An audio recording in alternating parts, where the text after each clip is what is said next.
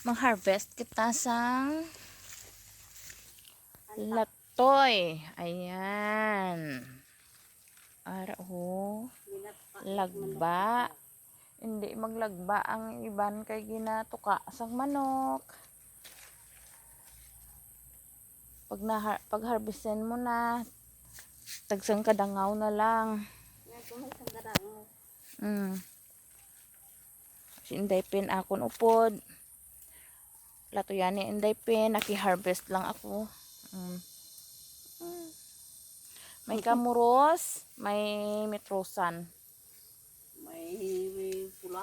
May red. Ara ho. Ha? Tama ka lang. Ay, te, amo na lang na. Ginatuka kang manok gani. Paano kayo ginatuka sang manok? Kundi, ano da lang. Nang puno na bili.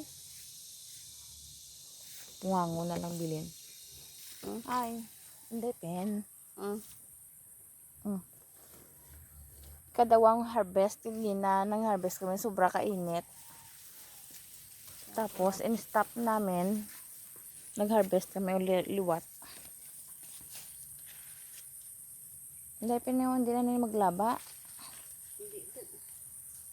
Harvest on ta na.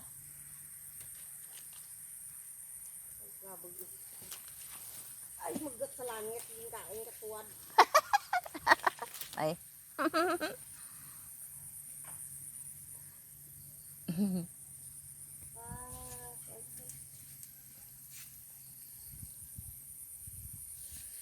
Ara ho.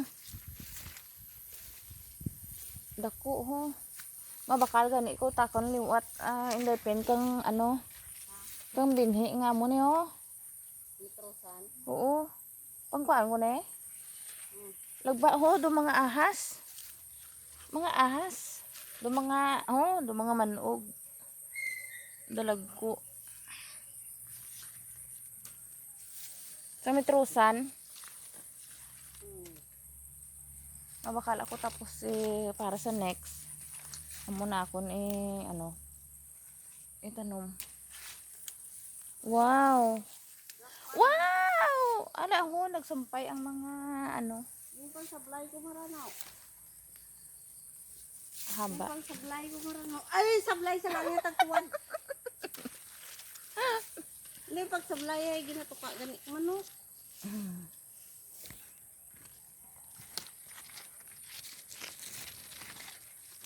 Bago.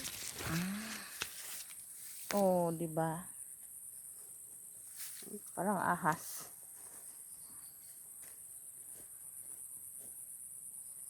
Nag-i-enjoy ako sa kaka-harvest ng latoy. Naubos na. Pag tuyaw, ito pa tuma ko. Buwal sa binito ah. Asa to yan? Nakuhaan ko na doon. Kaya kanina. Duro to ras. Oh. Ang daming latoy, oh. Ang dami pang maliliit. Kanina, pinang-harvest na namin. Ito pa, oh. Maduro ra dyan.